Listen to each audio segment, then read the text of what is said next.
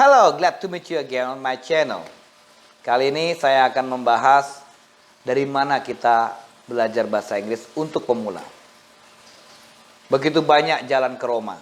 Sama juga kalau kita mau belajar bahasa Inggris.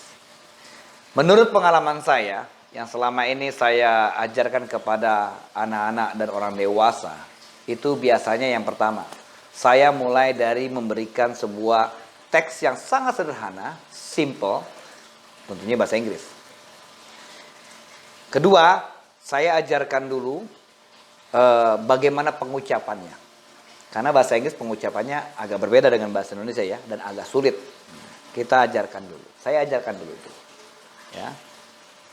Ajarkan ucapannya sudah benar, ya. Misalnya think about gitu ya. Water gitu. Nah, kalau sudah bisa semua cara bacanya, kemudian biasanya belajar bagaimana intonasinya. Karena intonasi bahasa Indonesia dengan bahasa Inggris berbeda. Jangan sampai nanti kita ngomong bahasa Inggris tapi dengan intonasi bahasa Sunda. Contohnya, good morning, how are you today? Oh, I'm fine, thank you. Kan gak lucu. Ya, good morning, how are you today? Nah, gitu. Jadi kita mengekspresikan bahasa Inggris ya seperti kayak culture bahasa Inggris itu sendiri. Nah, itu nanti diajarkan bagaimana intonasinya. Nah, kalau mau belajar sendiri bagaimana? Lihat di internet gitu ya, kemudian ada text reading yang simple-simple, kan ada bacaannya juga, ikuti omongannya, ikuti intonasinya, ikuti cara bacanya. Yang simple-simple aja.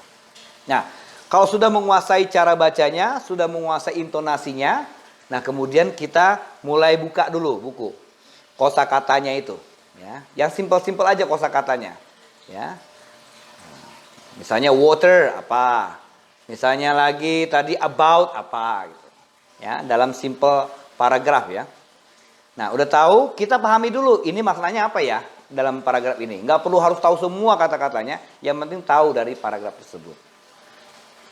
Nah, setelah sudah bisa, baca berulang-ulang kali, 10-15 kali, dan coba praktekkan tanpa melihat.